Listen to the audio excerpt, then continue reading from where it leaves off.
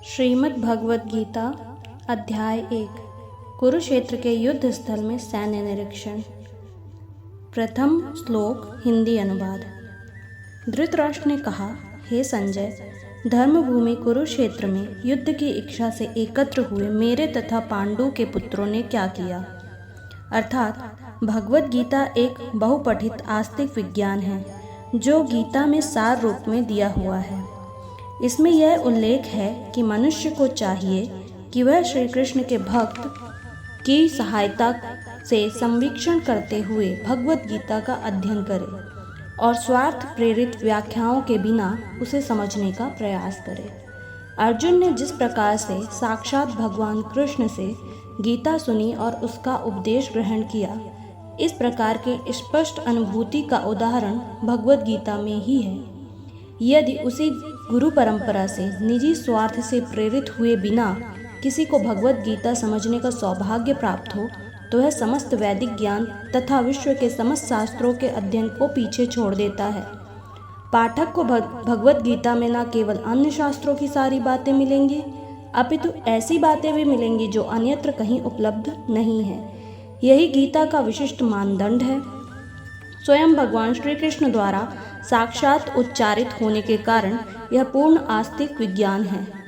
महाभारत में वर्णित धृतराष्ट्र तथा संजय की वार्ताएं इस महान दर्शन के मूल सिद्धांत का कार्य करती हैं।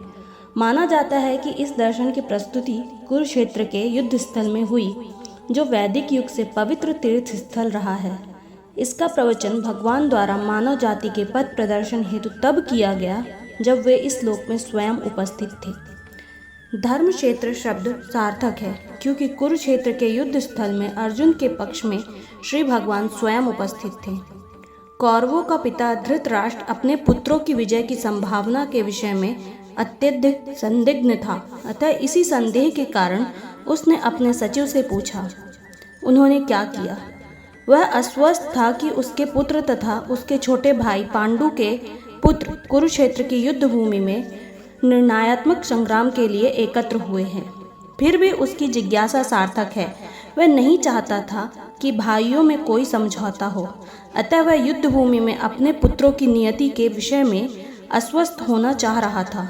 चूँकि इस युद्ध को कुरुक्षेत्र में लड़ा जाना था, जिसका उल्लेख वेदों में स्वर्ग के निवासियों के लिए भी तीर्थ स्थल के रूप में हुआ है, अतः धृतराष्ट्र अत्यंत भयभीत था कि इस पवित्र स्थल का युद्ध के परिणाम पर न जाने कैसा प्रभाव पड़े।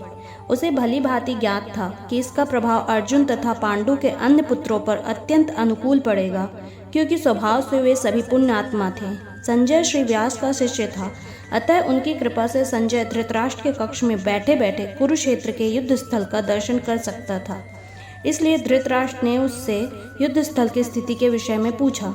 पांडव तथा धृतराष्ट्र के पुत्र दोनों ही एक वंश से संबंधित थे, किंतु यहाँ पर धृतराष्ट्र के वाक्य से उसके मनोभाव प्रकट होते हैं। उसने जानबूझकर अपने पुत्रों को कुरु कहा और पांडु के पुत्रों को वंश के उत्तराधिकारी से अलग कर दिया।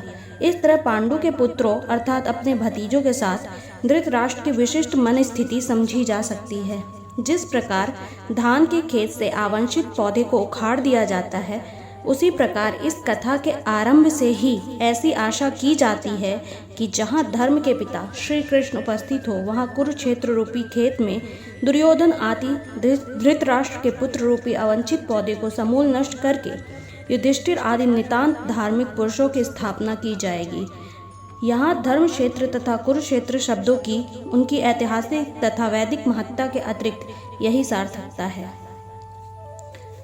श्लोक 2। संजय ने कहा, हे राजन, पांडु पुत्रों द्वारा सेना की व्यूह रचना देखकर राजा दुर्योधन अपने गुरु के पास गया और उसने ये शब्द कहे, अर्थात धृतराष्ट्र जन्म से अंधा था, दुर्भाग्यवश वह अत्यधिक दृष्टि से भी वंचित था। वह यह भी जानता था कि उसी के समान उसके पुत्र भी धर्म के मामले में अंधे हैं और उसे विश्वास था कि वे पांडवों के साथ कभी भी समझौता नहीं कर पाएंगे, क्योंकि पांचों पांडव जन्म से ही पवित्र थे। फिर भी उसे तीर्थ स्थान के प्रभाव के विषय में संदेह था। इसलिए संजय युद्ध भूमि की स्थिति के विषय में उसके प्रश्न के मंतव्य को समझ गया, अतः वह निराश राजा को प्रोत्साहित करना चाह रहा था। उसने उसे विश्वास दिलाया कि उसके पुत्र पवित्र स्थान के प्रभाव में आकर किसी प्रकार का समझौता करने नहीं जा रहे हैं। उसने राजा को बताया कि उसका पुत्र दुर्योधन पांडवों की सेना को देखकर तुरंत अपने सेनापति द्रोणाचार्य को वास्तविकता स्थिति से अवगत कराने गया।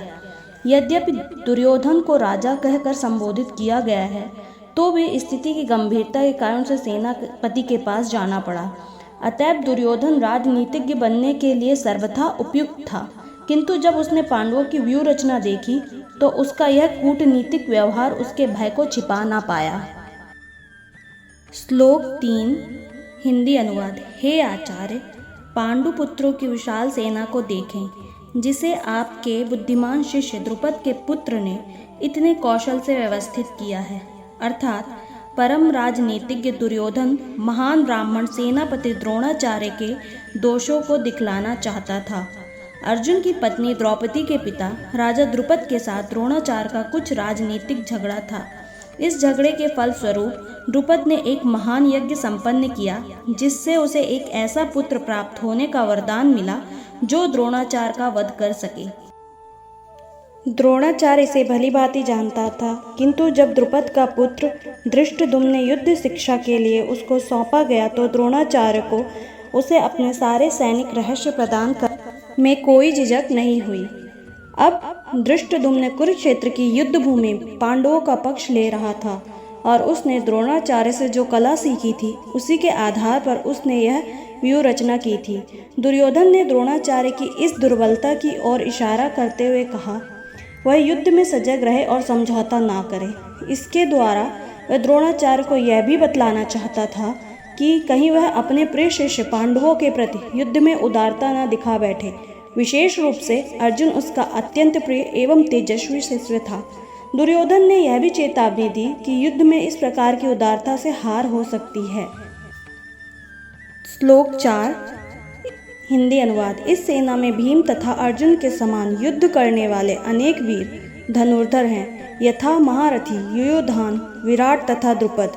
अर्थात यद्यपि युद्ध कला में द्रोणाचार्य की महान शक्ति के समक्ष धृष्टद्युम्न महत्वपूर्ण बाधक नहीं था, किंतु ऐसे अनेक योद्धा थे जिनका भय था। दुर्योधन इन्हें विजय पथ में अत्यंत बाधक बताता है, क्योंकि इनमें से प्रत्येक योद्धा भीम तथा अर्जुन के समान दुर्जेय था।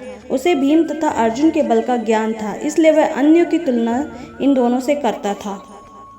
श्लोक 5 हिंदी अनुवाद। इनके साथ ही धृतकेतु, चेकितान, काशीराज, पुरोजित, कुंतीभोज तथा शैब्य जैसे महान शक्तिशाली योद्धा भी हैं। श्लोक 6 हिंदी अनुवाद। पराक्रमी युद्धामन्यो, अत्यंत शक्तिशाली उत्तमौजा, सुभद्रा का पुत्र तथा द्रौपदी के पुत्र, ये सभी महारथी थे। श्लोक 7 हिंदी अनुवाद। किंतु हे ब्राह्मण श्रेष्ठ, आपकी सूचना के लिए मैं अपनी सेना के उन नायकों के विषय में बताना चाहूँगा जो मेरी सेना को संचालित करने में विशेष रूप से निपुण हैं। यह बात दुर्योधन ने कही। श्लोक 8 हिंदी अनुवाद। मेरी सेना में स्वयं आप, भीष्म, कर्ण, कृपाचार्य, अश्वत्थामा, विकर्ण तथा सोमदत्त का पुत्र भूरिश्रवा आदि हैं जो युद्ध में सदैव विजयी रहे हैं। अर्थात दुर्योधन उन अद्वितीय युद्ध वीरों का उल्लेख करता है जो सदैव विजयी होते रहे हैं। विकर्ण दुर्योधन का भाई है, अश्वत्थामा द्रोणाचार्य का पुत्र है और सोमदत्त या भूरिश्रवा ब्राह्मलिकों के राजा का पुत्र है। कर्ण अर्जुन का आधा भाई है, क्योंकि वह कुंती के गर्भ से राजा पांडु के साथ विवाहित होने के पूर्व उत्पन्न हुआ था। कृपाचार्य की जुड़वा बहन द्रोणाचार्य को ब्याही थी। श्लोक नंबर 9 हिंदी अनुवाद। ऐसे अन्य अनेक वीर भी हैं जो मेरे लिए अपना जीवन त्याग करने के लिए उद्यत हैं। वे विविध प्रकार के हथियारों से सुसज्जित हैं और युद्ध विद्या में निपुण हैं। अर्थात दुर्योधन ने यह कहा, जहाँ तक अन्यों का यथा जयद्रथ, कृतवर्मा तथा शैल का संबंध है, वे सब दुर्योधन के लिए अपने प्राणों की आहुति देने के लिए तैयार रहते हैं। दूसरे शब्दों में यह पूर्व निश्चित है कि वे अब पापी दुर्योधन के दल में सम्मिलित होने के कारण कुरुक्षेत्र के युद्ध में मारे जाएंगे। निसंदेह अपने मित्रों की संयुक्त शक्ति के कारण दुर्योधन अपनी विजय के प्रति आश्वस्त था। श्लोक 10 हिंदी अनुवाद। हमारी शक्ति अपरिमेय है और हम सब पितामह द्वारा भली भांति संरक्षित है, जबकि पांडवों की शक्ति भीम द्वारा भली भांति संरक्षित होकर भी सीमित है। अर्थात यहाँ पर दुर्योधन ने तुलनात्मक शक्ति का अनुमान प्रस्तुत किया है।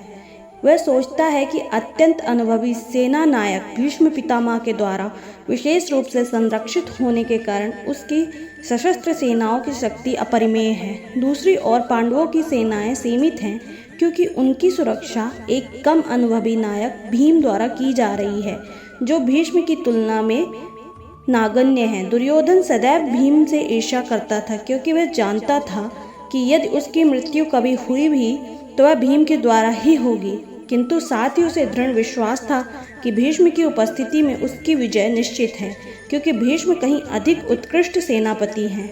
वह युद्ध में विजयी होगा, यह उसका दृढ़ निश्चय था।